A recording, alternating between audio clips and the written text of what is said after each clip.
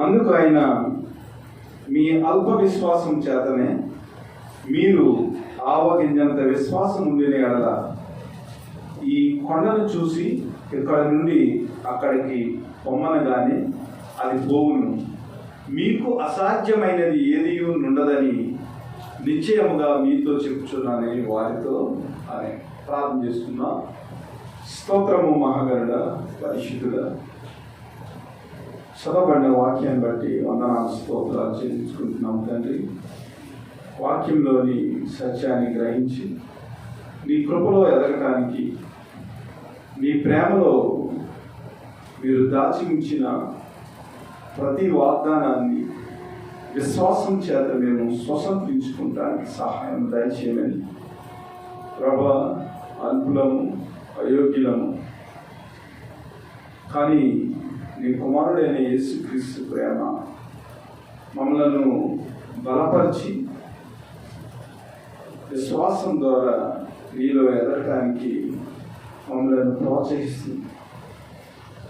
అటు రీతిగా నీ కుమారుడైన యేసుక్రీస్తు ద్వారాగా మేము బలపడటానికి, ప్రోత్సహింపబడటానికి, మా జీవితాన్ని నీ కృపలో కట్టుకుంటానికి మమ్మల్ని యోగ్యులుగా ఎంచినందుకు వందనాలు స్తోత్రాలు. పరిశుద్ధాత్మ దేవుడా, నీ ఆత్మను మాలో ఉంచి నాయన, నీ కృపలో నీ వాక్యం ద్వారా మేము బలపడినట్లు సహాయం దయచేసి నడిపించి మాకు మేలు చేయమని ఈ మనవులన్నీ మా ప్రభువైన యేసుక్రీస్తు నామమున అడిగి వేడుకొనుచున్నాం పరమ తండ్రి. ఆమేన్. దేవుని నామానికి వందనాలు. కూడి వచ్చిన మీ అందరికీ ప్రత్యేకమైన వందనాలు తెలియజేస్తున్నాను. ఈరోజు పాఠము పేరేమిటంటే స్వస్థత, అవిశ్వాసము, ప్రభు సహాయం. ప్రియ దేవుని బిడ్డలారా, క్రీస్తులో మనము జీవించడానికి మూలాధారం విశ్వాసం. లేఖనాల్లో ఏం రాయబడి ఉందంటే, విశ్వాసం లేకుండా ఏ వ్యక్తి కూడా దేవునికి ఇష్టలుగా ఉండలేడు. అయితే ఈరోజు చాలా ప్రశ్నలు ఉన్నవి.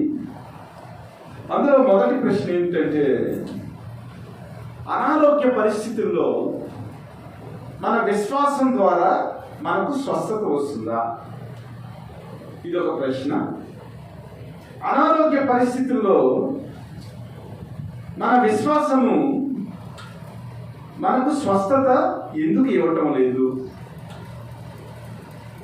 చాలా క్లిష్టమైన పరిస్థితుల్లో మన విశ్వాసం ఉంటున్నాము. అయితే లేఖనాల్లో ప్రభువైన యేసుక్రీస్తు యందు విశ్వాసం ఉంచడం ద్వారా అనేక రకాల స్వస్థతలను మనము చూసాం. మరి మన జీవితంలో విశ్వాసంతో మనం ప్రార్థించినప్పుడు నిజంగా మనం స్వస్థత పొందటానికి కావలసిన విశ్వాసంతో మనం ప్రార్థిస్తున్నామా? ఒకవేళ విశ్వాసం రాకపోవటానికి కారణం మనం ప్రార్థించే విశ్వాసము సరిపోవటం లేదా? ఎందుకు ఈ లోకంలో క్రైస్తవులుగా మన జీవితాల్లో స్వస్థతలు రావటం లేదు? అసలు స్వస్థతలు ఎంతవరకు కరెక్ట్? మనము క్రైస్తవులుగా స్వస్థతల విషయంలో ఎలాగా వ్యవహరించాలి అనేవి చాలా క్లిష్టమైన ప్రశ్న. అయితే ఈరోజు వాక్య సందేశాన్ని మనం అర్థం చేసుకున్నప్పుడు లేఖనాల్లో విశ్వాసం ద్వారా మనం ఎలాగ స్వస్థత పొందుతాము, దానికి హద్దులు ఏమిటి, ఒకవేళ స్వస్థత రాకపోతే దానికి కారణాలు ఏమిటి, అసలు స్వస్థత ఎలాగ మనం పొందాలి అనే విషయాలను మనం లేఖనాల నుంచి మనం గమనిద్దాం. నిన్న ఈ వాక్యాన్ని చదివినప్పుడు చాలామంది పరిశుద్ధులకు ఫోన్ చేసి చాలా వాక్యంలో ఎదిగిన వారు, వాక్యాన్ని క్షుణ్ణంగా అర్థం చేసుకుని అనేక సంవత్సరాల నుంచి వాక్యాన్ని బోధిస్తున్న అనేక మంది దైవ సేవకులను నేను ఇంటర్వ్యూ చేసినప్పుడు వారి వారి అభిప్రాయాలు వారు నాకు చెప్పారు. అందులో కొన్ని విషయాలు మనం పాఠంలో మనం డిస్కస్ చేద్దాం. అయితే మనం చదువుకున్న వాక్య భాగాన్ని మనం ఆలోచన చేసినప్పుడు నాకేమనిపించిందంటే, దేవుని పనిని చేయటానికి మార్గాన్ని తెరిచే లేదా దేవుని యొక్క స్వస్థత మన జీవితంలో రావటానికి మార్గాన్ని తెరిచేది విశ్వాసమేనని, అయితే మన జీవితంలో విశ్వాసం రాకపోవటానికి ఒక అడ్డుగోడ అపనమ్మకమేనని, ఆ అవిశ్వాసము ద్వారా దేవుని యొక్క కార్యం మన జీవితాల్లో జరగటం లేదని లేఖనాలు రుజువు చేస్తున్నట్లుగా కనబడుతుంది. క్రీస్తు యొక్క స్వస్థత లేదా క్రీస్తు యొక్క ప్రభావము మన జీవితంలో రావటానికి నమ్మకం అనేది ఒక సాధనముగా ఉంది, ఒక ఛానల్గా ఉంది. అయితే ఈ నమ్మకం అనే ఛానల్ని మనం బలోపేతం చేసినప్పుడు దేవుని యొక్క శక్తిని అందుకునే ఒక హస్తముగా, దేవుని యొక్క శక్తిని అనుభవించే ఒక హస్తముగా నమ్మకం అనేది ఉందని మనము అర్థం చేసుకోవాలి. అనగా నమ్మకముతో సమస్తము సాధ్యమే అనేది ఈ లేఖనాన్ని బట్టి మనము మన జీవితాల్లో నమ్మకాన్ని గూర్చిన స్వస్థతను మనము దృఢపరచుకోవచ్చు. ఇక్కడ లేఖనాలు మనం చూసినట్లయితే, వారు శిష్యుల యొద్దకు వచ్చి వారి చుట్టూ బహు జనసమూహములు కూడి ఉండుట శాస్త్రులు వారితో తర్కించుట చూసిరి. వెంటనే జనసమూహం అంతయు ఆయనను చూసి మిగుల విభ్రాంతి నుండి ఆయన యొద్దకు పరిగెత్తుకుని వచ్చి ఆయనకు వందనములు చేసిరి. అప్పుడు ఆయన, మీరు దేన్ని గురించి వారితో తర్కించుచున్నారని వారిని అడగగా, జనసమూహంలో ఒకడు, బోధకుడా, మోగదయ్యము పట్టిన నా కుమారుణ్ణి మీ వద్దకు తీసుకుని వచ్చితిని. అది ఎక్కడ వానిని పట్టునో అక్కడ వానిని పడత్రోయును. అప్పుడు వాడు నురుగు కార్చుకొని పండ్లు కొరుకుకొని మూర్చిల్లును.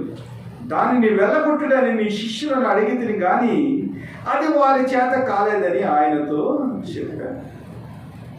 మనకే కాదు, ధర్మశాస్త్రాన్ని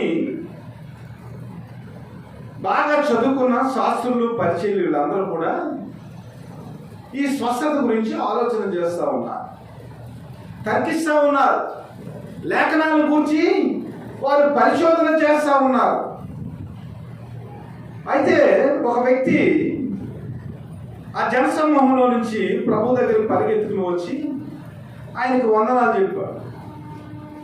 వందనాలు చెప్పినప్పుడు ప్రభు యేసుక్రీస్తు వారు ఏమన్నారంటే, అసలు మీరు దేని గురించి తర్కిస్తున్నారు, దేని గురించి ఆలోచన చేస్తున్నారు అని అన్నప్పుడు ఒక వ్యక్తి వచ్చి, బోధకుడా, మోగదయ్యం పట్టిన నా కుమారుని యొద్దకు తీసుకుని వచ్చి తిని అది ఎక్కడ వానిని పట్టునో అక్కడ వానిని పడద్రోయును.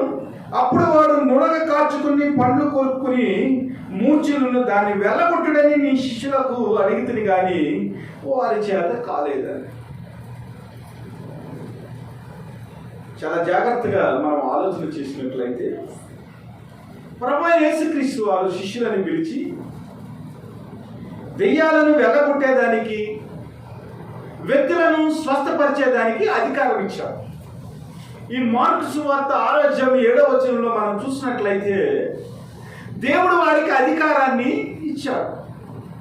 రోగాన్ని తీసివేయటానికి, దెయ్యాలను పారద్రోలటానికి, అపవిత్రాత్మలను గద్దించటానికి ప్రభువైన యేసుక్రీస్తు శిష్యులకు పరిపూర్ణమైన అధికారాన్ని ఇచ్చారు.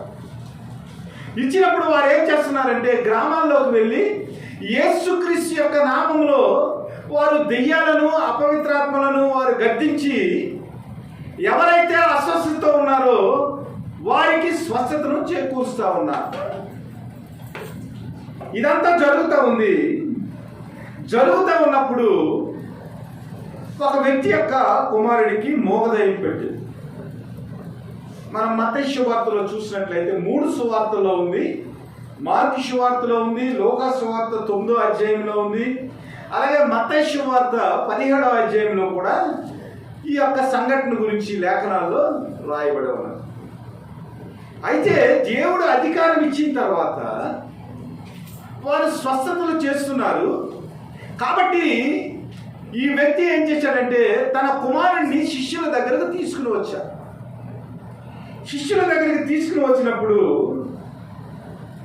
ఆ దెయ్యం ఏం చేసిందంటే శిష్యుల యొక్క అధికారానికి లొంగకుండా ఆ వ్యక్తి మీద ఇంకా ప్రభావాన్ని చూపిస్తానే ఉంది. అయితే ఈ వ్యక్తి ఏం చేశాడంటే అధికారం ఇచ్చిన దేవుని దగ్గరకు తన కుమారుడిని తీసుకుని వచ్చి, అయ్యా నీవిచ్చిన అధికారం చేత నీ శిష్యుల దగ్గరికి నేను తీసుకెళ్ళాను, కానీ ఆ శిష్యులు నా కుమారుడిని బాగు చేయలేకపోయారు, స్వస్థపరచలేకపోయారు, అందువల్ల నేను ఏం చేశానంటే నీ దగ్గరికే నేను నా కుమారుడిని తీసుకుని వచ్చానని ఆ వ్యక్తి వచ్చాడు. ఇక్కడ ఆత్మీయంగా మనం అర్థం చేసుకోవాల్సింది ఏమిటంటే అప్పటి వరకు దేవుడిచ్చిన అధికారాన్ని బట్టి వారు స్వస్థతలు చేశారు. మరి ఈ కుమారుడికి పట్టిన అపవిత్రాత్మ విషయంలో, ఈ కుమారుడికి వచ్చిన రోగం విషయంలో, ఈ కుమారుడు పట్టిన మూగదయ విషయంలో వారు స్వస్థతను ఎందుకు చేయలేకపోయారు? ఇది మనం ఆలోచించవలసిన ధ్యానాంశం. మన జీవితాల్లో మనం ప్రార్థన చేసినప్పుడు కొన్ని సమయాల్లో స్వస్థత వస్తుంది. మనం ప్రార్థన చేసినప్పుడు దేవుడు కనికరిస్తూ ఉంటాడు. కానీ కొన్ని సమయాల్లో మనం ప్రార్థన చేసినప్పుడు మరి స్వస్థత రాదు. ఎందుకు స్వస్థత రావటం లేదు? ఒక్కొక్కసారి స్వస్థత రావటానికి మన విశ్వాసం సరిపోక తోటి విశ్వాసుల యొక్క సహాయతను మనం కోరుతూ ఉంటాం. అలాగే సంఘం యొక్క సహాయతను కూడా మనము కోరుతూ ఉంటాం. అలాంటి పరిస్థితుల్లో దేవుడు మన జీవితంలో విశ్వాసాన్ని చూసి ఆయన స్వస్థతను ఇస్తూ ఉంటాడు. ఇక్కడ శిష్యుల గురించి మనం ఆలోచన చేసినప్పుడు వారి గురించి దేవుడు ఏం మాట్లాడాడంటే దేవుడు ఆ కుమారుడికి స్వస్థత ఇచ్చాడు. అయిపోయిన తర్వాత శిష్యులు ఏం చేశారంటే ప్రత్యేకంగా దేవుడితో యేసుక్రీస్తుతో మాట్లాడారు. అయ్యా మరి ఎందుకు మేము ప్రార్థన చేసినప్పుడు ఆ కుమారుడికి స్వస్థత రాలేదు? మీరు గద్దించినప్పుడు ఎందుకు స్వస్థత వచ్చింది? ఆ మూగదయము వాడిని విడిచి ఎందుకు వెళ్ళిపోయింది అని ప్రభువైన యేసుక్రీస్తు శిష్యులు అడిగినప్పుడు ఆయన ఏమన్నాడంటే మత్తయి సువార్తలో మనం చూసినప్పుడు మీ అవిశ్వాసం చేతనే అక్కడ అద్భుతం జరగలేదు అని రాయబడి ఉంది. ఇక్కడ మనం మార్కు సువార్త 9వ అధ్యాయంలో చూసినట్లయితే అక్కడ ఏమని రాయబడి ఉందంటే మీరు ఉపవాసము చేయకపోవటం వల్ల, సరిగా ప్రార్థించకపోవటం వల్ల మీరు ఆ కుమారుడి విషయంలో స్వస్థతను మీరు తేలేకపోయారని శిష్యులకు చెప్తా ఉన్నా. దీన్ని బట్టి మనం అర్థం చేసుకోవాల్సిన విషయం ఏమిటంటే మన జీవితంలో ఎప్పుడైతే అవిశ్వాసం వస్తుందో, మన జీవితంలో ప్రభువైన యేసుక్రీస్తు మీద ఎప్పుడైతే పరిపూర్ణ విశ్వాసము లేదో అదేమవుతుందంటే మన జీవితాల్లో ఆధ్యాత్మికంగా మనము బలహీనమైన స్థితిలోనికి వెళ్ళిపోవటానికి అవిశ్వాసము మనల్ని కృంగదీస్తుంది. ఎప్పుడైతే మనము ఆత్మీయ విషయాలలో బలహీనంగా ఉంటున్నామో, ఎప్పుడైతే దేవుని యొక్క వాక్యంలో బలహీనంగా ఉంటున్నామో, ఎప్పుడైతే దేవుని యొక్క సహవాసంలో మనం బలహీనంగా ఉంటున్నామో ఆ బలహీనత ఏం చేస్తుందంటే మనలో అవిశ్వాసాన్ని అది పెంపొందిస్తుంది. ఆలోచన చేయాలి. విశ్వాసం ద్వారా మనం ప్రభుని సేవించినప్పుడు ఏమవుతుందంటే దేవుని యొక్క కృపను మన జీవితంలో అనుభవించడానికి ఆ విశ్వాసం ఏం చేస్తుందంటే మనల్ని ఎదిగింపజేస్తుంది. దేవునితో మనం సహవాసంలో ఉన్నప్పుడు ఆ సహవాసం ఏం చేస్తుందంటే మన జీవితంలో విశ్వాసాన్ని ఎదిగింపజేస్తుంది. దేవుని యొక్క వాక్యాన్ని మనం చదివినప్పుడు ఆ వాక్యంలో ఉన్న లేఖనాల శక్తిని బట్టి ఆ వాక్యం ఏం చేస్తుందంటే మన జీవితాన్ని విశ్వాసంలో వెలిగిస్తుంది. ఆ వెలిగించినప్పుడు ఆ వెలుగును బట్టి మనం ఏం చేస్తామంటే దేవుని యందు పరిపూర్ణమైన విశ్వాసం ఉంచి లేఖనాలను పరిశోధించడం ద్వారా దేవుని యొక్క ప్రేమలో మనము 100కి 100 పాళ్ళు మన జీవితంలో ఉన్న శక్తిని అనుభవించడానికి, దేవుడిచ్చే శక్తిని అనుభవించడానికి యోగ్యకరమైన పరిస్థితుల్లోనికి దేవుడు నడిపిస్తారు. తద్వారా మన జీవితంలో స్వస్థత వస్తుంది. ఇక్కడ విశ్వాసుల జీవితంలో మీరు ఏం చేశారంటే, దేవుడు అధికారం ఇచ్చాడు కదని వారు ప్రార్థనను పక్కన పెట్టారు. దేవుడు అధికారం ఇచ్చాడు కదని దేవునితో సహవాసంలో చేయటంలో వారు కొద్దిగా లోటుగా కనిపిస్తుంది. ఎందుకంటే దేవుడు అధికారం ఇచ్చాడు కాబట్టి గ్రామాల్లోకి వెళ్ళి వారు స్వస్థతలు చేస్తున్నారు. దాన్ని బట్టి వారి జీవితంలో వారికి ఏదో ఒక మూల అతిశయం వచ్చి ఉంటుంది. అందువల్ల ప్రార్థన మానేశారు. అందువల్ల దేవుని యొక్క ప్రేమ ఏమిటో వారి జీవితాల్లో కొద్దిగా వారు అనుభవించలేని స్థితిలో ఉన్నారు. సాతాను ఏం చేస్తూ ఉంటాడంటే, దేవుని మీద విశ్వాసంలో మనం తొలగిపోతాక వాడు ఏం చేస్తాడంటే మనకు అనేక రకాల పనులు కల్పిస్తూ ఉంటాడు. దేవుని మందిరానికి రాకుండా, దేవునితో సహవాసం చేయకుండా, దేవుని వాక్యాన్ని మనం చదవకుండా ఉండటానికి వాడు ఈ లోకపరమైన పనులు మనకు కల్పించి దేవునికి దూరంగా వెళ్ళిపోవటానికి వాడు ఏం చేస్తాడు, మనకు తెలియకుండానే మన ఆత్మీయ పనులను వాడు ఏం చేస్తాడు, మూసేస్తూ ఉంటాడు. అప్పుడు మనకేమవుతుందంటే విశ్వాసంలో, ఆత్మీయ జీవితంలో మనం బలహీనమైపోతాం. మనం ఆత్మీయ జీవితంలో ఎప్పుడైతే బలహీనమయ్యామో విశ్వాసం తగ్గిపోతుంది, మన జీవితాల్లో కార్యాలు జరగవు. అలాగే వారు ఏం చేశారంటే ప్రార్థనలో, దేవుని యొక్క సహవాసంలో, దేవుణ్ణి విశ్వసించడంలో వారికి కొంత కొరత ఉన్నట్లుగా మనం లేఖనాలను బట్టి తెలుసుకోవచ్చు. ఎందుకంటే మీ అవిశ్వాసము చేతనే ఈ పని చేయలేకపోయారు, మీరు ప్రార్థన చేయకపోవటం చేతనే ఈ పని చేయలేకపోయారు, ఉపవాసము ఉండకపోవటం చేతనే ఈ పని చేయలేకపోయారని శిష్యులతో ఆయన మాట్లాడినట్లుగా మనకు కనబడుతుంది. కాబట్టి అన్బిలీవింగ్ క్యారెక్టర్ ఏదైతే ఉందో, అవిశ్వాసమైన ప్రవర్తన ఏదైతే ఉందో అది మన ఆత్మీయ జీవితంలో బలహీనతను తీసుకొస్తుంది. మనం ఆత్మీయ జీవితంలో ఎప్పుడైతే బలహీనపడ్డామో అప్పుడు విశ్వాసంలో మనము తొలగిపోవటానికి అవకాశం. అందుకనే ప్రభువు యేసుక్రీస్తు వారు ఏమన్నారంటే, అందుకైన విశ్వాసం లేని తరము వారులారా, నేను ఎంతకాలం మీతో ఉందును, తీసుకురండి అని వారితో చెప్పగా వారు ఆయన యొద్దకు వారిని తీసుకుని వచ్చిరి. దెయ్యం ఆయనను చూడగానే వారిని విలవిలలాడించెను గనుక వాడు నేలపడి నురుగు కార్చుకుని పొర్లాడుచుండెను. అప్పుడైనా ఇది వీనికి సంభవించి ఎంతకాలమైనదని వారిని తండ్రిని అడగగా అతడు బాల్యం నుండి అది వారిని నాశనం చేయవలనని తరచుగా అగ్నిలోను నీళ్లలోను పడద్రోయును. నీవేమైనాను నీ వలన అయితే మా మీద కనికరపడి మాకు సహాయం చేయమని. అందుకు యేసు, నమ్ముట నీ వలన అయితే నమ్మువానికి సమస్తము సాధ్యమే అని ఆయనతో చెప్పాను. వెంటనే ఆ చిన్నవాని తండ్రి, నమ్ముచున్నాను, నాకు అపనమ్మకం ఉండకుండా సహాయము చేయమని బిగ్గరగా చెప్పాను. జనులు గుంపు కూడి తన యొద్దకు పరిగెత్తుకుని వచ్చుట యేసు చూసి, మోగవైన చెవిటి దైవ వానిని వదిలిపొమ్ము, ఇక వానిలో ప్రవేశించవద్దని నీకు ఆజ్ఞాపించుచున్నానని చెప్పి ఆ పవిత్రాత్మను గర్వించాడు. ప్రభువైన యేసుక్రీస్తు వారు ఏమంటున్నారంటే, నేను ఎంతకాలం మీతో ఉంటాను, విశ్వాసం లేని తరము వారులారా ఆలోచన చేయాలి. ప్రభువైన యేసుక్రీస్తు వారు రూపాంతర కొండ మీద శిష్యులతో గడిపారు. అక్కడ శిష్యులు ఏం చేశారంటే దేవుని యొక్క మహిమను చూశారు.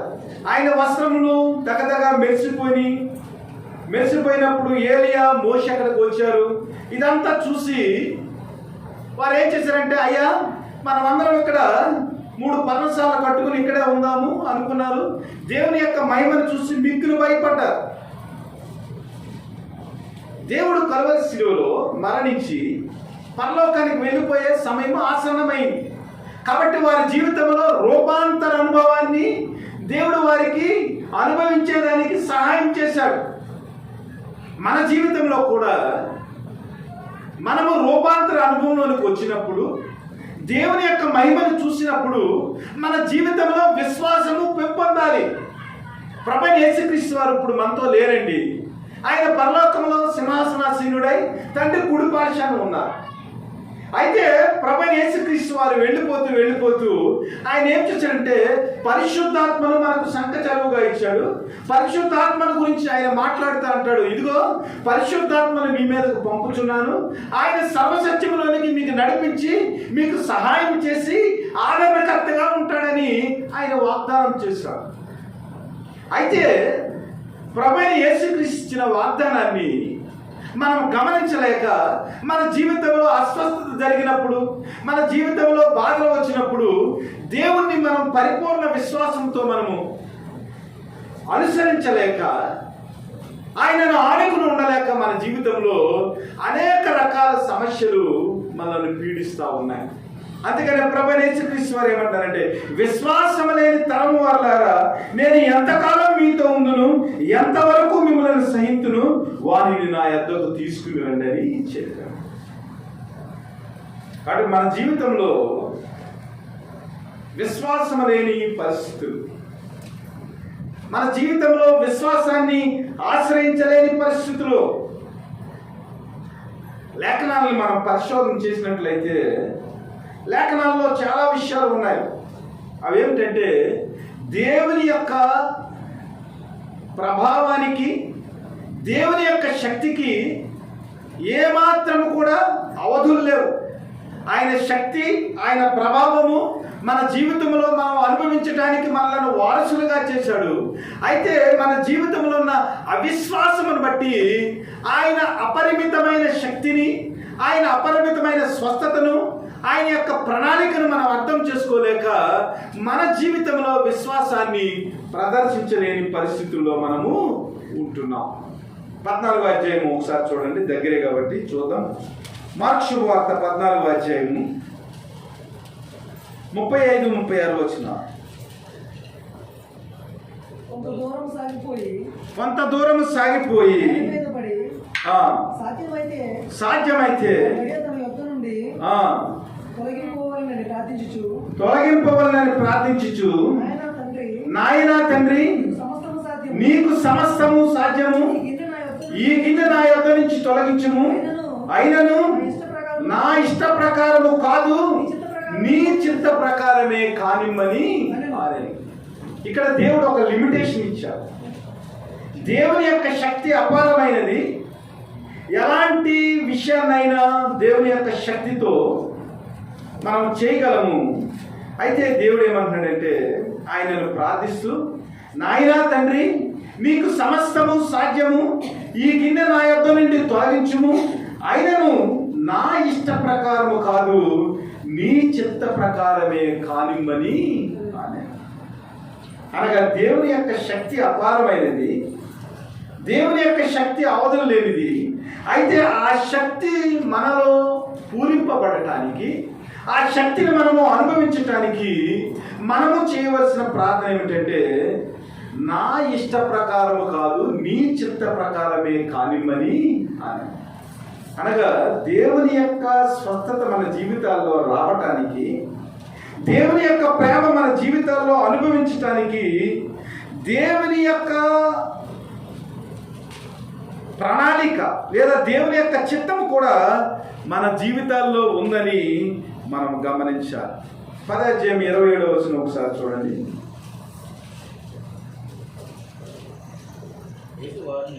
యేసు వారిని చూసి, ఇది మనుషులకు అసాధ్యమే కానీ దేవునికి అసాధ్యము కాదు, దేవునికి సమస్తము సాధ్యమే అని. ఈ మాటలు 1 యోహాను 5వ అధ్యాయం 14వ వచనం 15వ వచనంలో కూడా ఏం రాయబడి ఉంటుందంటే, మనుషులకు అసాధ్యమే కానీ దేవునికి అసాధ్యమైనది ఏమీ లేదు, దేవునికి సమస్తము సాధ్యమేనని అక్కడ లేఖనాల్లో మనం చూస్తూ ఉన్నాం. కాబట్టి ఇక్కడ దేవుడు స్వస్థత ఇచ్చిన తర్వాత అక్కడ ఉన్న తండ్రికి ఒక ప్రశ్న వేశాడు. ఈ ప్రశ్న వేసినది కూడా చాలా ముఖ్యమైన విషయంగా మనం అర్థం చేసుకోవాలి. మన ఆత్మీయ జీవితంలో క్రైస్తవులుగా దీన్ని ఒక్కదాన్ని మనం అర్థం చేసుకుంటే మనకు స్వస్థతల గురించి పరిపూర్ణమైన అవగాహన మనకు వస్తుంది.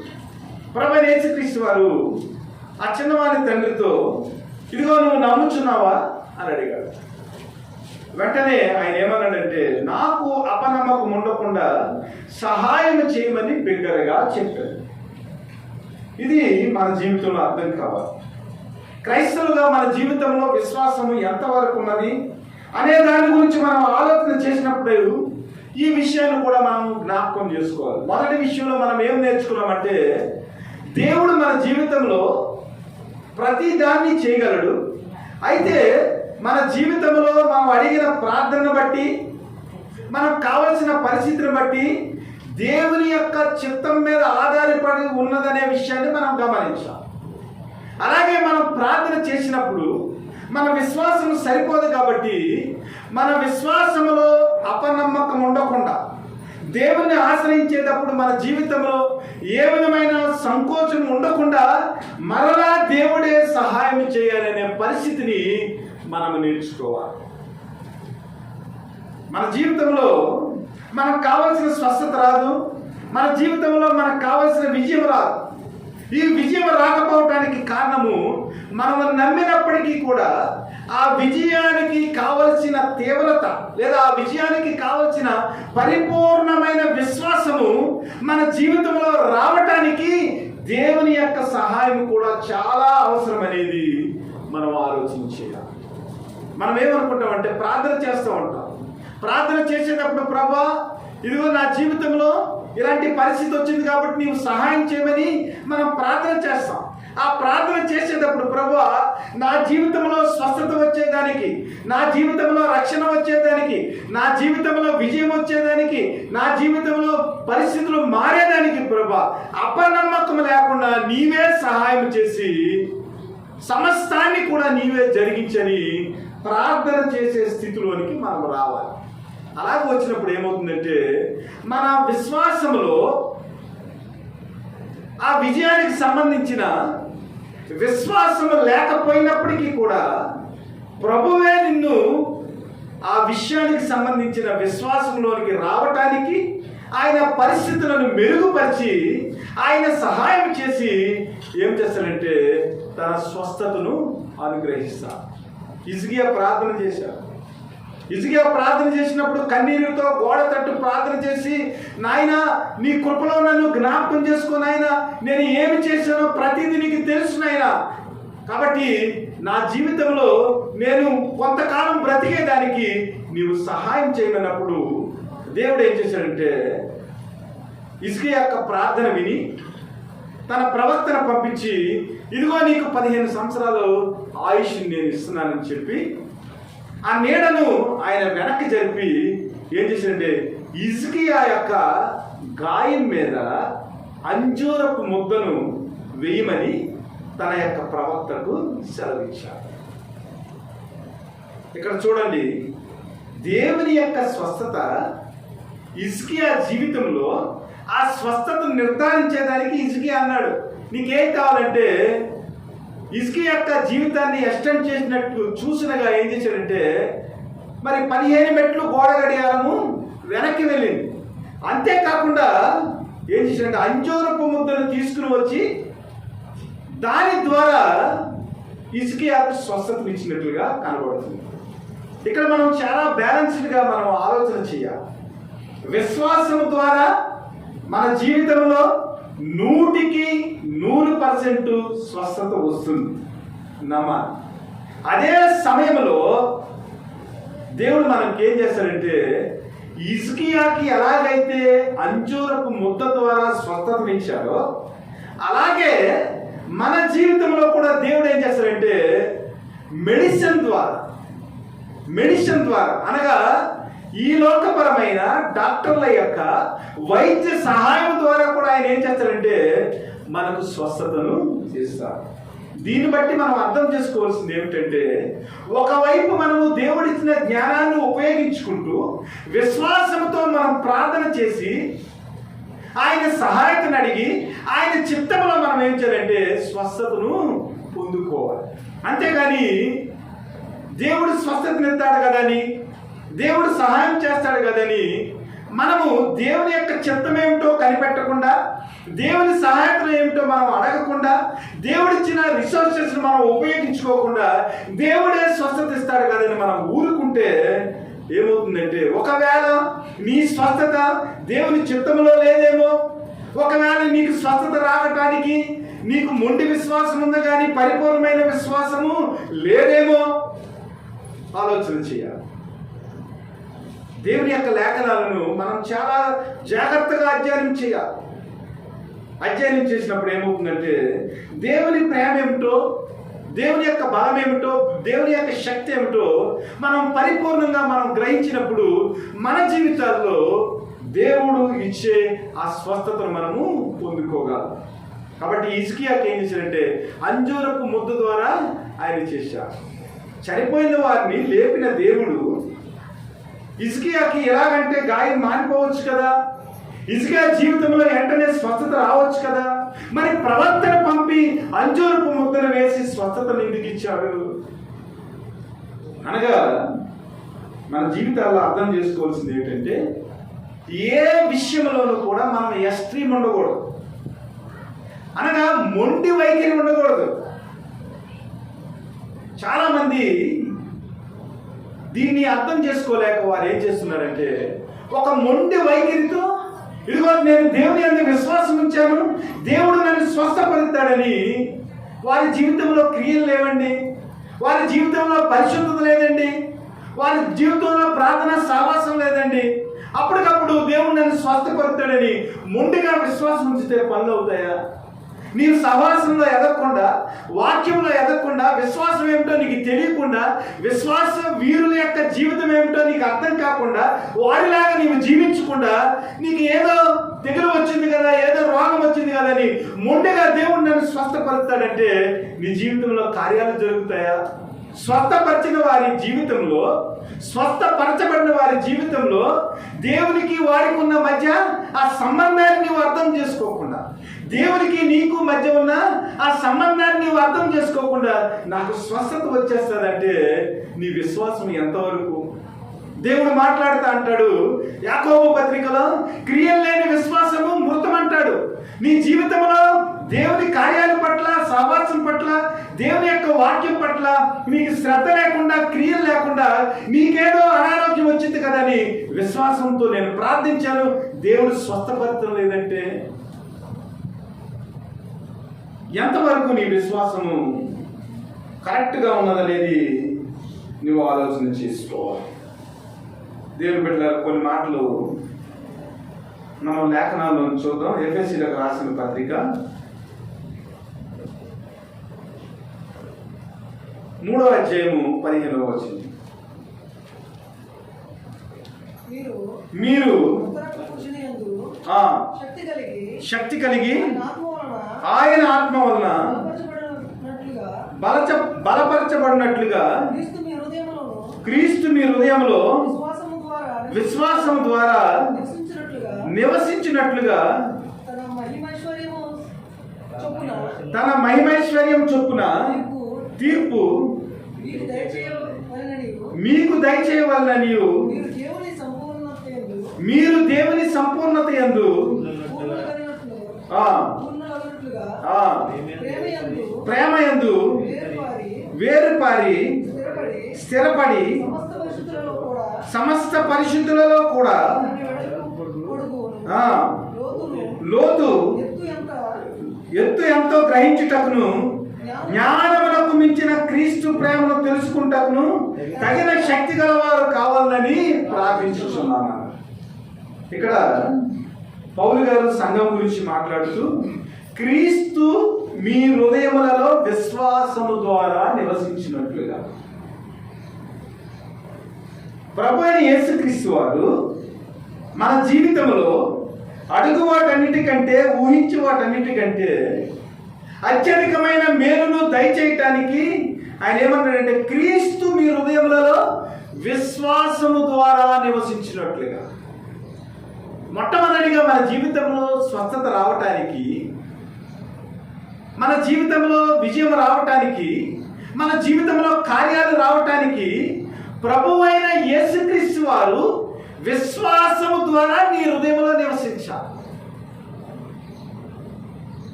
అలాగే నివసించినప్పుడు ఏమవుతుందంటే, జ్ఞానమునకు మించిన క్రీస్తు ప్రేమను తెలుసుకుంటకు తగిన శక్తి గలవారు కావాలని ప్రార్థించుచున్నాను. యేసుక్రీస్తు విశ్వాసం ద్వారా మన హృదయాల్లో నివసిస్తే ఏమవుతుందంటే జ్ఞానం వస్తుంది. ఆ జ్ఞానం ద్వారా మనం ఏమవుతామంటే బలపడతాం. బలపడిన తర్వాత కింద ఏమన్నంటే, మనలో కార్యసాధకమైన తన శక్తి చొప్పున మనము అడుగు వాటన్నిటికంటేను ఊహించే వాటన్నిటికంటే అత్యధికముగా చేయగల శక్తి గల దేవునికి క్రీస్తు యేసు మూలముగా సంఘములో తరతరములు సదాకాలము మహిమ కలుగునుగా. దేవుని యొక్క శక్తి మన జీవితంలో అత్యధికంగా మనము అనుభవించటానికి మనకు కావలసిన ఒకే ఒక సాధనం ఏమిటంటే, క్రీస్తు విశ్వాసం ద్వారా మనలో నివసించాలి. చాలా మంది వ్యక్తుల జీవితాల్లో దేవుడు విశ్వాసం ద్వారా, క్రియల ద్వారా నివసించడం లేదు, మాటల ద్వారా. మాటలతో ప్రభువా ప్రభువా ప్రభువా నాకు స్వస్థతను దయచే ప్రభువా, నాకు ఆనందాన్ని ప్రభువా, నాకు సమాధానాన్ని ప్రభు అని పదే పదే మాటలతో మనం ప్రభుని ఒకవేళ స్తుతిస్తా ఉన్నాం అనుకో, దానివల్ల ప్రభు యొక్క శక్తి మన జీవితాల్లో రాదు. విశ్వాసం ద్వారా అనగా క్రియల ద్వారా ప్రభువైన యేసుక్రీస్తు మన హృదయాలలో నివసించినప్పుడు ఏమవుతుందంటే, నీవు అడుగు వాటన్నిటికంటే, ఊహించే వాటన్నిటికంటే దేవుని యొక్క శక్తి నీ జీవితంలో పనిచేస్తుంది. తద్వారా దేవుని యొక్క స్వస్థత మన జీవితాల్లోనికి వస్తుంది. ఫిలిప్పీయులకు రాసిన పత్రిక 2వ అధ్యాయము 13వ వచనం. ఎందుకనగా మీరు ఇచ్చించుటకును కార్యసిద్ధి కలుగజేసుకున్నటకును తన దయా సంకల్పము నెరవేరుటకై మీలో కార్యసిద్ధి కలుగచేయువాడు దేవుడే. ఇక్కడ మరలా దేవుని చిత్తం గురించి, దేవుడు మనలో నివసించాలి. ఇక్కడ మరలా ఏమన్నాడు, దేవుని చిత్తం గురించి మాట్లాడు. ఎందుకనగా మీరు ఇచ్చయించుటకును కార్యసిద్ధి కలుగచేయుటకును తన దయా సంకల్పం చెప్పున నెరవేర్చుటకై మీలో కార్యసిద్ధి కలుగచేయువాడు దేవుడే. తన దయా సంకల్పం చెప్పున మన జీవితాల్లో స్వస్థత రావాలన్నా, మన జీవితాల్లో విజయం రావాలన్నా దేవుని యొక్క దయ కూడా ఉండాలి. దేవుని యొక్క దయా సంకల్పంలో నీ జీవితం కట్టబడి ఉండాలి. అప్పుడు ఏమవుతుందంటే, ఆయన మనలో తన కార్యాన్ని సిద్ధింపజేస్తారు. కొలసీలకు రాసిన పత్రిక 2వ అధ్యాయం మళ్ళా 12వ వచనం చూడండి. మీరు బాప్తిస్మమందు ఆయనతో కూడా పాతి పెట్టబడిన వారై ఆయనను మృతుల్లో నుండి లేపిన దేవుని ప్రభావమందు విశ్వసించుట ద్వారా ఆయనతో కూడా లేచితిరి. ఇక్కడ అండర్లైన్ చేసుకోవాల్సిన విషయం ఏమిటంటే, దేవుని ప్రభావమందు విశ్వసించుట వారు. ప్రభు అయిన యేసుక్రీస్తు వారు చనిపోయి తిరిగి లేచి ఆయన పరలోకానికి వెళ్ళాడు. ఇది దేవుని యొక్క ప్రభావం. ప్రభు అయిన యేసుక్రీస్తు వారు పాతి పెట్టబడి మృతుల్లోంచి లేచిన ఆ దేవుని ప్రభావం ఏదైతే ఉందో ఆ ప్రభావాన్ని విశ్వసించడం ద్వారా ఆయనతో కూడా లేచింది. అనగా దేవుని యొక్క పునరుద్ధాన శక్తిని మీ జీవితంలో మీరు అనుభవించడం నేర్చుకోవాలి. ఇదిగో ప్రభా, నా జీవితంలో అనారోగ్యం వచ్చింది ప్రభా, మృతుల్లో నుంచి తిరిగి లేచిన నీ ప్రభావాన్ని బట్టి నాయన, నీ పునరుద్ధాన శక్తిని బట్టి ఇదిగో నాయన నా శరీరాన్ని నీ పునరుద్ధాన శక్తిలో నేను ముద్రించుకుంటున్నాను ప్రభా. నీ ప్రభావం ఏదైతే ఉందో నాయన, మృతుల్లో నుంచి తిరిగి లేచిన ఆ ప్రభావం ఏదైతే ఉందో ఆ ప్రభావాన్ని అనారోగ్యమైన నా శరీరంలో ప్రభా నువ్వు నింపి నీ శక్తి ప్రభావం చేత నేను ఆరోగ్యంగా ఉండటానికి సహాయం దయచేయమని ఆ పునరుద్ధాన శక్తి దేవుని ప్రభావమందు మీరు విశ్వసించడం ద్వారా ఆయనతో కూడా మీరు లేచారు. అనగా చనిపోయే స్థితిలోనికి మనం వెళ్ళిపోయినప్పటికీ కూడా ఆయన దయా సంకల్పము చొప్పున యేసుక్రీస్తు నీ హృదయంలో నివసించడం ద్వారా ఆయన ప్రణాళికలో ఆయన ప్రభావమందు నీవు విశ్వాసం ఉంచటం వల్ల ఆయనతో కూడా లేచే అనగా ఆయన పునరుద్ధాన శక్తిని నీ జీవితంలో నింపుకుని నీ శరీరంలో నింపుకుని నీవు స్వస్థత పొందే అవకాశం దేవుడు నీకు ఇచ్చాడు.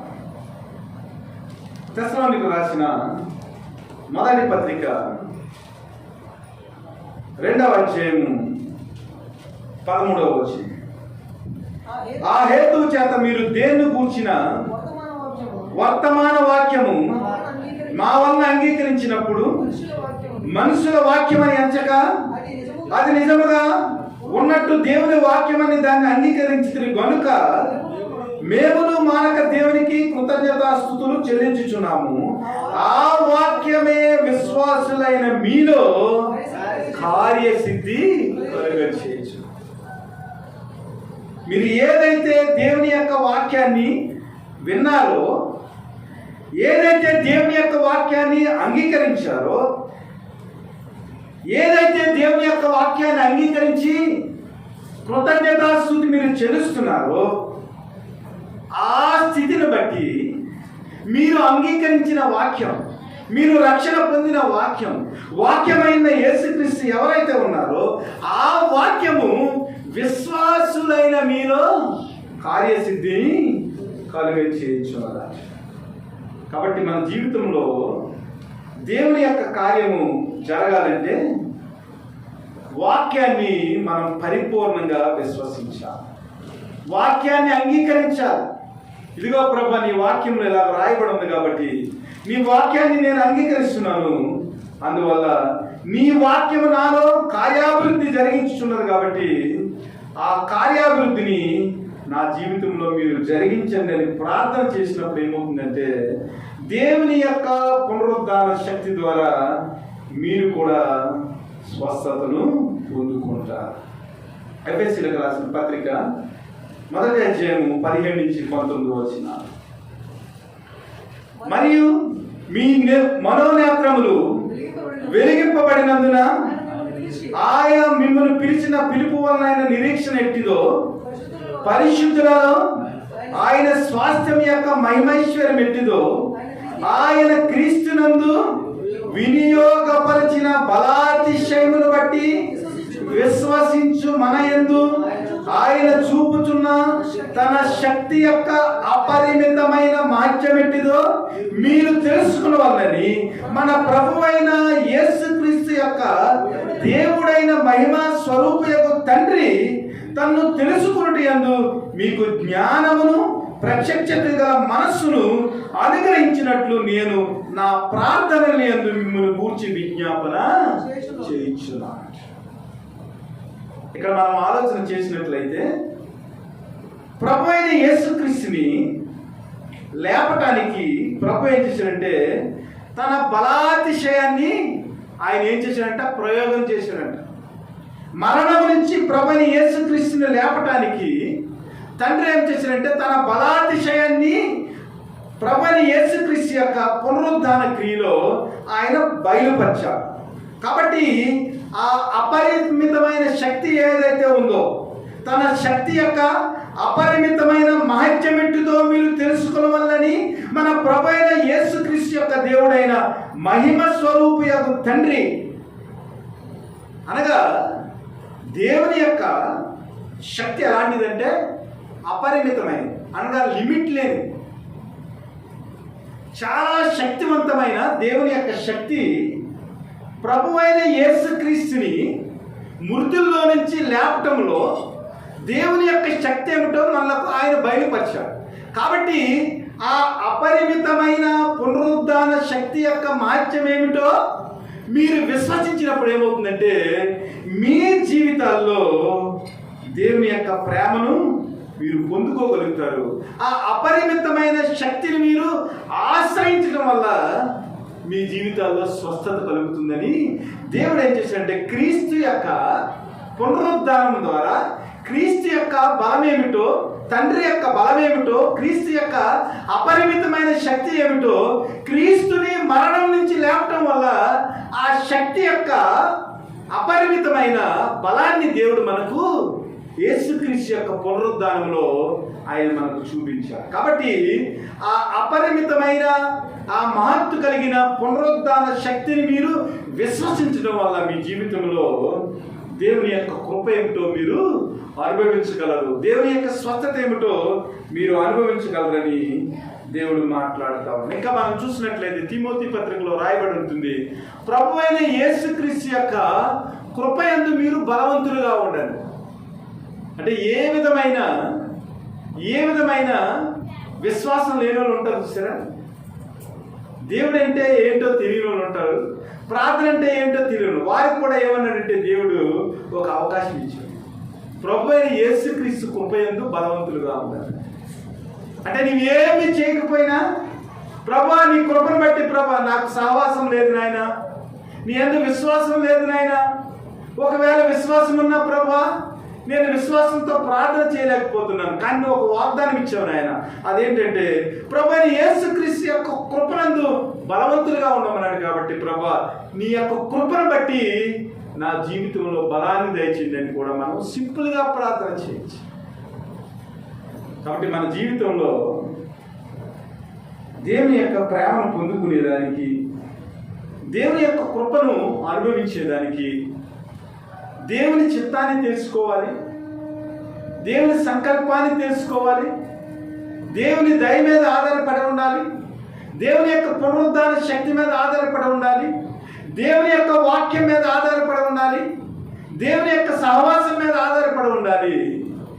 దేవుని యొక్క కృపలో మనం బలవంతులుగా ఉండేదానికి ప్రార్థన మీద ఆధారపడి, ఇన్ని విషయాలు ఒక విషయాన్ని బట్టి కాదు కానీ ఒక్కొక్క విషయంలో, ఒక్కొక్క పరిస్థితుల్లో, ఒక్కొక్క మూలకము మనం స్వస్థపడేదానికి దేవుడు ఏం చేశాడంటే అనేక లేఖనాలను మన ముందు ఉంచాడు.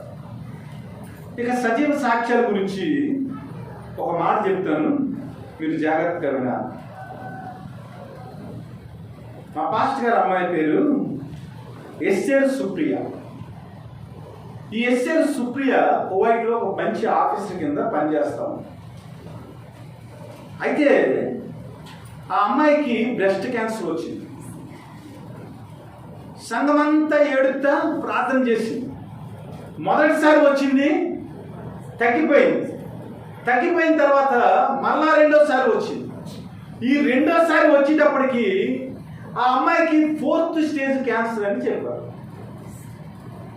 4th స్టేజ్ క్యాన్సర్ అయితే ఇంకా బ్రతకదు కదా, చాలా కష్టం. అయితే ఆ అమ్మాయిని అడిగినప్పుడు ఒక మాట అన్నారు, ఈ లోకంలో నివసించే వ్యక్తులకు 4th స్టేజ్ క్యాన్సర్ వస్తే చనిపోతారు, కానీ నేను నమ్ముకున్న దేవుడు, నేను విశ్వసించిన దేవుడు, పునరుద్ధానుడైన దేవుడు, చిన్నప్పటి నుంచి నేను దేవుల్లో ఎదిగిన దానిని, నేను సామాన్యమైన విశ్వాసంలాగా ప్రభుని నమ్ముతలేదు, పరిపూర్ణమైన విశ్వాసంతో నేను ప్రభుని ఆశ్రయించాను. కాబట్టి అది ఒక జ్వరం లాంటిది నాకు అన్నది. 4th స్టేజ్ క్యాన్సర్ ఒక జ్వరం లాంటిది, అది నన్నేమి చేయలేదు. సామాన్య విశ్వాసులకైతే భయం, కానీ నాకేమీ భయం కాదు. ఎందుకంటే చనిపోయిన లాజరును బ్రతికించిన దేవుడు, చనిపోయిన యాయీరు కుమార్తెను బ్రతికించిన దేవుడు, నేను నమ్ముకున్న దేవుడు, నేను ఇంకా బ్రతికే ఉన్నాను. 4th స్టేజ్ క్యాన్సర్ అయినా కూడా అది నన్ను ఏమీ చేయలేదు. సంఘమంతా విశ్వాసంతో ప్రార్థించారు, ట్రీట్మెంట్ తీసుకుని విశ్వాసంతో ఉంది అమ్మాయి. కొన్ని రోజులు పోయిన తర్వాత చెక్ చేస్తే ఆమె యొక్క శరీరంలో క్యాన్సర్. అంటే మన విశ్వాస స్థాయి ఏంటో మనం అర్థం చేసుకోవాలి. మనం ఎలాంటి విశ్వాసంతో ప్రార్థన చేస్తున్నాం. ఆ అమ్మాయి ఆ సాక్ష్యం చెప్పినప్పుడు సంఘం అంతా ఏడ్చేసింది. ఎందుకంటే చిన్నప్పటి నుంచి దేవుని వాక్యంలో కట్టబడ్డాను, నేను దైవ సేవకుని యొక్క కుమార్తెను, నా తండ్రి నా తల్లి నాకు విశ్వాసాన్ని నూరిపోవచ్చా. కాబట్టి 4th స్టేజ్ క్యాన్సర్ అయినా కూడా నన్ను ఏమీ చేయలేదన్నది సంఘం ప్రార్థించగా ఆమె విశ్వాసాన్ని బట్టి క్యాన్సర్ తగ్గిపోయింది. ఆమెకు 4 పిల్లలు. ఎంతమంది? 4 పిల్లలు. దేవునికి మహిమ కలుగునుగా. అయితే ఇంకొక సంగతిని చెప్తాను. ఇతను కూడా క్రైస్తవుడే. ఒక మిలిటరీ ఆఫీసర్కి జ్వరం వచ్చింది, తగ్గలేదు. శరీరంలో కురుపు వచ్చింది, తగ్గలేదు. ఏమిటని పిల్లలు ఏం చేశారంటే ఆ మిలిటరీ ఆఫీసర్ని సిఎంసికి తీసుకెళ్ళి చెక్ చేయించారు. క్రిస్టియన్ మెడికల్ సెంటర్ తీసుకెళ్ళి చెక్ చేయించారు. చెక్ చేయించిన తర్వాత ఏమైందంటే క్యాన్సర్ అని తేలింది. జస్ట్ వచ్చింది క్యాన్సర్ అంతే. అయితే ఈ మిలిటరీ ఆఫీసరు బాత్రూంలో స్నానం చేస్తూ ఉన్నాడు. స్నానం చేస్తూ ఉన్నప్పుడు ఈ పిల్లలు బయట మాట్లాడుకుంటున్నారు, ఒరే నాన్నకి క్యాన్సర్ వచ్చిందిరా, ఫస్ట్ స్టేజ్లో ఉంది, ఏమి అవ్వదు, మనం ప్రార్థన చేయొచ్చు అని మాట్లాడుకుంటున్న ఆ వ్యక్తితో కూడా చెప్పలేదు. ఇంకా అది ఏ స్టేజ్లో ఉందో కూడా ఆ వ్యక్తికి పూర్తిగా అవగాహన కూడా లేదు. జస్ట్ క్యాన్సర్ అని తెలిసిందంటే ఈ వ్యక్తి బాత్రూంలో స్నానం చేస్తూ ఉన్నాడు. అయ్యి బాబాయ్ నాకు క్యాన్సర్ వచ్చిందని మిలిటరీ ఆఫీసర్ అంటే గుండెకాయ ఎంత గట్టిగా ఉంటుంది అనుకుంటాం మనం కదా. మిలిటరీ ఆఫీసర్ అయ్యి పెద్ద బాడీ బిల్డర్ అయితే గుండె గట్టిగా ఉండదు. ఇందాక వాక్యంలో చూసాం కదా మనం, యెహోవా యందు ఆనందించడం వలన మీరు బలము పొందుదురు. ఆ బాత్రూంలోనే నాకు క్యాన్సర్ అని భయపడిపోయి హార్ట్ అటాక్ వచ్చి చచ్చిపోయాడు. దేవుని బిడ్డలారా, నువ్వు ఎలాంటి పరిస్థితుల్లో ఉన్నా దేవుని యందు పరిపూర్ణమైన విశ్వాసంతో ఉంచితే నీకు దేవుడే బలాన్ని ఇస్తాడు. ఆయనను ఆశ్రయించే వారిని ఆయన త్రోసిపుచ్చేవాడు కాదు. యెహోవా ప్రజలకు ఆయన బలము అనుగ్రహించును, పూర్ణమైన సమాధానాన్ని అనుగ్రహించి వారిని ఆశీర్వదించును. ఎవడైతే ఆయన మీద ఆనుకుని ఉన్నాడో వాడిని పూర్ణ శాంతి గలవాడిగా చేయను. దేవుని మీద ఆనుకునే స్థితి, దేవుని మీద విశ్వాసం ఉంచే స్థితి, దేవుని యందు ఆనందించే స్థితి, దేవుని యొక్క సహవాసంలో పెరిగే స్థితి, ఆయన యందు పరిపూర్ణమైన నమ్మకంతో మనం జీవించినప్పుడు ఏమవుతుందంటే ఎలాంటి రోగాన్నైనా మన ప్రార్థనతో, ఉపవాసముతో, విశ్వాసముతో మనం జయించగలం. మత్తయి శుభవార్తలో అంటాడు, మీ అవిశ్వాసం చేతనే మీరు ఆ కుమారునికి స్వస్థతను మీరు తేలేకపోయారు. నిజంగా మీరు విశ్వాసంతో, ఆవగింజంత విశ్వాసంతో ప్రార్థన చేస్తే ఈ పర్వతాలు వెళ్ళి సముద్రంలో పడిపోతాయి.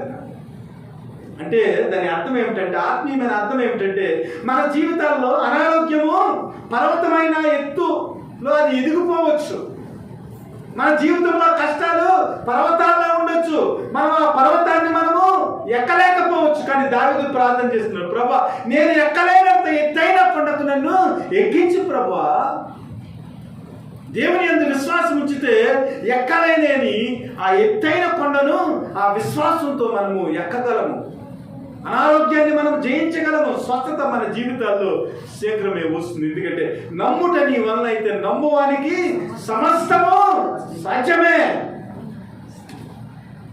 కాబట్టి మన జీవితాల్లో పరిపూర్ణమైన విశ్వాసం మనం ఎదగటానికి ప్రార్థన, సహవాసం, ఉపవాసం, నమ్మకానికి పరిపూర్ణమైన స్థితిని తీసుకొస్తాయని మనం గుర్తెరిగి దేవుని యొక్క ప్రేమలో మనం బలపడేదానికి ముందుకు సాగుతూ పోవాలి. ఏ విధమైన ఎక్స్ట్రీమ్ థాట్స్ ఉండకూడదు. ఆమె 4th స్టేజ్ క్యాన్సర్లో ట్రీట్మెంట్ తీసుకుంటూనే దేవుని యొక్క ప్రేమను, దేవుని యొక్క కృపను అనుభవించటానికి విశ్వాసంతో ప్రార్థన చేసింది. అంతేగాని ట్రీట్మెంట్ని పక్కన పెట్టి ఆమె ప్రార్థన చేయాలి. ఒకవైపు ట్రీట్మెంట్ తీసుకుంటూనే విశ్వాసంతో ప్రార్థన చేసినప్పుడు ఏమవుతుందంటే దేవుని యొక్క శక్తి చేత, దేవుని యొక్క కృపలో మనం స్వస్థత పొందేదానికి దేవుడు సహాయం చేస్తాడు. ఒక్కొక్కసారి మిరాకిల్స్ చేస్తాడు ఆయన. మిరాకిల్స్ ఆయన చేయడని ఏమాత్రం కూడా సంకోచం మన జీవితాల్లో ఉండకూడదు. ఎలాంటి స్టేజ్లో నువ్వు నిజంగా చనిపోయిన స్థితిలోకి వెళ్ళిపోవచ్చు. ప్రభువైన యేసుక్రీస్తు వారు ఇక్కడ అద్భుతాన్ని చేసినప్పుడు ఆ వ్యక్తి వెంటనే కింద పడిపోయిందంట. ఆ కుమారుడు వెంటనే కింద పడిపోయాడంట. ఈ వాక్యం చూడండి, 9వ అధ్యాయంలోనికి రండి ఒకసారి. మార్కు శుభవార్త 9వ అధ్యాయానికి రండి. అప్పుడు అది కేక వేసి వాడిని ఎంతో వెలువెల్లాడించి వదిలిపోయిను. అంతటి వాడు చచ్చివాని వలె ఉండెను. అనేకులు వాడు చనిపోయిన అనుకుని. అయితే యేసు వాడిని చెయ్యి పట్టి వాళ్ళని లేవనెత్తగా వాడు నిలువబడెను. ఆయన ఇంటిలోనికి వెళ్ళిన తర్వాత ఆయన శిష్యులు మేమెందుకు దెయ్యములను వెళ్ళగొట్టకపోతుందని ఏకాంతమున ఆయన అడిగారు. దీని గురించి ఒక బైబిల్ పండితుడు ఏమన్నాడు తెలుసా? నిజంగా దెయ్యము వాడిని చంపేసింది, కానీ ప్రభువైన యేసుక్రీస్తు వారు ఏం చేశారంటే ఆ దెయ్యాన్ని గద్దించి చనిపోయిన కుమారుణ్ణి తన యొక్క పునరుద్ధాన శక్తితో లాజర్ని ఎలాగైతే లేపాడో అలాగా యేసు వాడిని చేపట్టి లేవనెత్తగా వాడు నిలువబడిన. అనగా మన జీవితాల్లో దేవుడు అద్భుతాలు ఎలాగ చేస్తారంటే, ప్రార్థన చేస్తే, ఉపవాసం చేస్తే, విశ్వాసంతో ప్రార్థన చేస్తే ఏమవుతుందంటే ఒక్కొక్కసారి మనకు తెలియకుండానే మన ఊపిరి గాల్లో కలిసిపోతుంది. కానీ నీ విశ్వాసం ముందు చూసారా? నీ సంఘం ముందు చూసారా? నువ్వు చేసిన క్రియలు ఉన్నాయి చూసారా? అవి ఏం చేస్తాయంటే నీ చెయ్యి పట్టుకుని మరలా నిన్ను మరణములో నుంచి, అనగా సాతాను నిన్ను తన శక్తి చేత చంపినప్పటికీ కూడా దేవుని యొక్క పునరుద్ధాన శక్తి చేత నీవు చేసిన ప్రార్థన బట్టి, నీవు విశ్వసించిన విధానాన్ని బట్టి, దేవుని యొక్క కృపను బట్టి, ఆయన ప్రణాళికను బట్టి ఆయన ఏం చేస్తాడంటే నీకు తెలియకుండానే నీ చెయ్యి పట్టుకుని ఆయన నిన్ను లేపి మరలా నీకు జీవాన్ని ఇచ్చే దేవుడిగా ఉన్నాడు. జనాలందరూ ఏమనుకుంటారంటే అయిపోయింది పని, ఇంకా ఏమీ లేదనుకుంటారు. కానీ దేవుడు ఏం చేస్తాడంటే అక్కడ ఉన్న జనాలందరూ కూడా ఆ కుమారుడు చచ్చిపోయాడని అనుకున్నారు. కానీ యేసు వాడిని చెయ్యి పట్టి వాడిని లేవనెత్తగా వాడు నిలువబడాడు. కాబట్టి దేవుడు మన చెయ్యి విడిచే దేవుడు కాదు. అయితే మన జీవితంలో మనం ఏం చేయాలంటే దేవుని యందు పరిపూర్ణ విశ్వాసంతో మనం ప్రార్థన చేసినప్పుడు దేవుని కృపను మనము అనుభవించుకోవాలి. 146వ కీర్తనలో ఒక మంచి మాట ఉంది. 7-8 వచనం చూడండి. బాధపరచుగల వారికి ఆయన న్యాయం తీర్చును, ఆకలి కొన్న వారికి ఆహారం దయచేయును. యెహోవా బంధింపబడిన వారిని విడుదల చేయును. యెహోవా గుడ్డివారి కన్నులు తెరవజేయువాడు. యెహోవా కృంగిన వారిని లేవనెత్తువాడు. యెహోవా నీతిమంతులను ప్రేమించువాడు. యెహోవా పరదేశులను కాపాడువాడు. ఇందులో ఆయన చేయింది ఏమని చూడండి. ఆయన చేయలేనిది ఏమైనా ఉందా? బాధపడే వారికి న్యాయం చేస్తారంట, ఆకలి కొనే వారికి ఆహారం దయచేస్తారంట, బంధింపబడిన వారిని విడుదల చేస్తారు. అది ఎలాంటి బంధకమైనా కావచ్చు, అనారోగ్యం కావచ్చు, అప్పుల బాధలు కావచ్చు, ఎలాంటి బంధకాలైనా నీ జీవితంలో ఉండొచ్చు. పాపం అనే బంధకం కావచ్చు, ఎలాంటి బంధకమైనా కూడా ఆయన ఏం చేస్తారంటే విడుదల చేస్తారంట.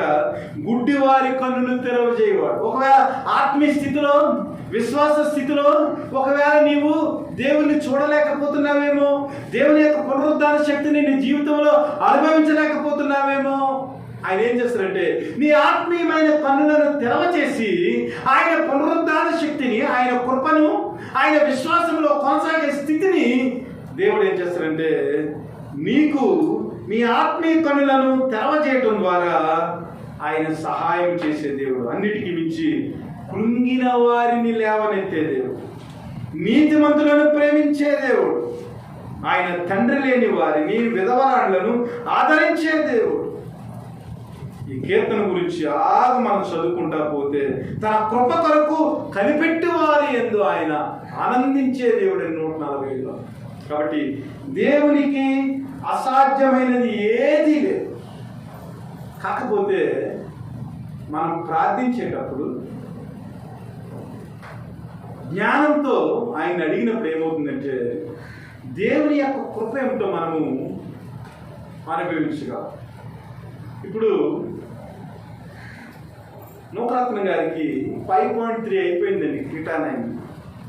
మరి 5.3 అయిపోయిన తర్వాత నా దేవుడు స్వస్థపరుస్తాడని హాస్పిటల్ తీసుకెళ్లకుండా ఇంటికాడ ఉంచేసాం అనుకోండి, ఏమవుద్ది?